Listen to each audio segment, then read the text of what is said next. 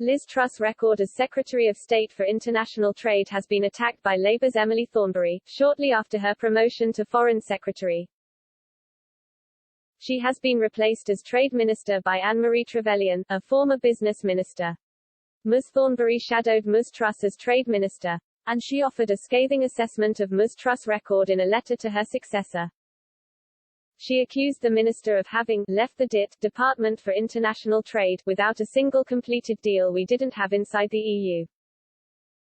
Ms. Thornberry, who served as Shadow Foreign Secretary under Jeremy Corbyn, added, she does leave behind a legacy of major problems for her successor. The Labour politician sent Ms. Trevelyan a list of 25 problems you have inherited from your predecessor. These included climate change, Europe, human rights, US negotiations, veterinary agreement, and WTO reform. One of the areas Ms. Thornberry focused on was trade with the European Union, which is now governed by Boris Johnson's Trade and Cooperation Agreement (TCA). She wrote, Liz Truss has resolutely refused to take any interest in the trading relationship with the EU, or trying to fix the holes in the TCA, despite the demonstrable fact that the gains she has targeted from increased Asia-Pacific exports do not come close to making up for the trade we are losing with Europe. Addressing Ms. Trevelyan, she added, you are now responsible for the government's 2019 target to cover 80% of the UK's trade with free trade deals by the end of next year. Liz Truss made zero progress on this, only maintaining the circa 65% we already had covered inside the EU. It's worth noting you can only realistically get to 80% via a US deal.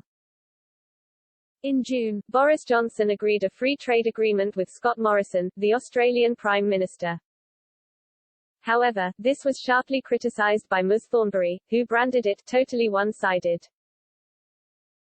She wrote, the desperation to shake hands on an agreement in principle to tie in with Scott Morrison's G7 visit has unfortunately left you holding a totally one-sided draft deal, and one which sets a wholly unsustainable precedent for your negotiations with other big agricultural exporters.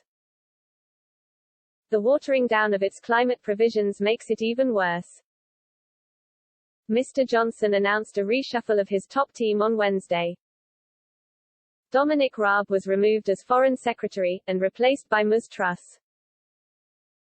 Gavin Williamson lost his job as Education Secretary, whilst Nadine Dorries was promoted to Culture Secretary.